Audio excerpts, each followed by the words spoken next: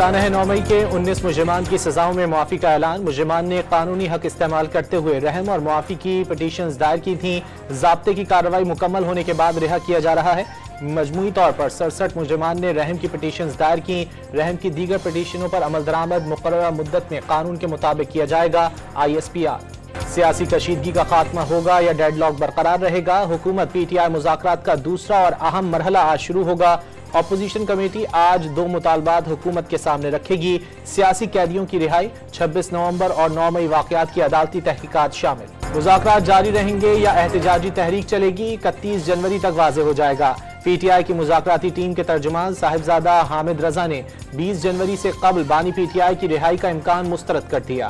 24 नवंबर को इस्लामाबाद में एहतजाज के केस में वज़ीर आला खैबर पख्तूनख्वा अली अमीन गंडापुर के वारंट गिरफ्तारी मनसूख। PTI के 300 गिरफ्तार कारकुनों की दरख्वास्त जमानत पर इस्लामाबाद की दहशतगर्दी अदालत ने फौरी रिकॉर्ड तलब कर लिया। बानी PTI और बुशरा बीबी के खिलाफ तोशाखाना 2 केस की जेल में समाअत 6 जनवरी तक मुलतवी। वकील सफाई की अदम दस्तयाबी के बायस इस्तिगासा के गवाह बिन्यामीन पर जिरह मुकम्मल न हो सकी। 130 साल पुराने पारा चिनार तनाज़े के मुस्तकिल हल का मुआहिदा तय पा गया। मोर्चों के खात्मे और असलहा सरकारी तहवील में देने पर इत्तेफाक। अमल दरामद के लिए फरीकैन की 16 रुकनी कमेटी भी कायम। किसी भी झगड़े को फिरका वाराना रंग नहीं दिया जाएगा। आम दुरफ्त के लिए सड़कों पर कोई रुकावट नहीं होगी।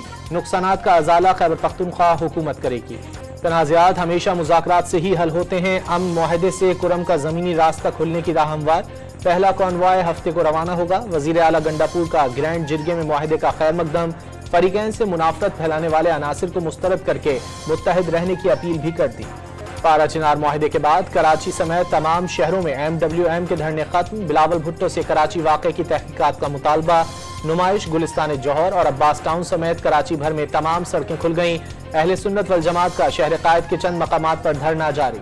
वज़ीर आज़म ने सरमायाकारी सहूलत काउंसिल की एपेक्स कमेटी का इजलास आज तलब कर लिया। कारकर्दगी रिपोर्ट पेश की जाएगी। इजलास में शिरकत के लिए वज़ीर आज़म, वज़ीर आला सिंध, खैबर पख्तूनख्वा, गिलगित बल्तिस्तान पहुँच गए। वज़ीर आला मरियम नवाज ने सोलराइजेशन बराए ज़रई ट्यूबवेल का आगाज कर दिया। पंजाब में 8000 ज़रई ट्यूबवेल शमसी तवानाई पर मुंतकिल किए जाएंगे। सूबाई हुकूमत मंसूबे के लिए 9 अरब रुपए की सब्सिडी देगी।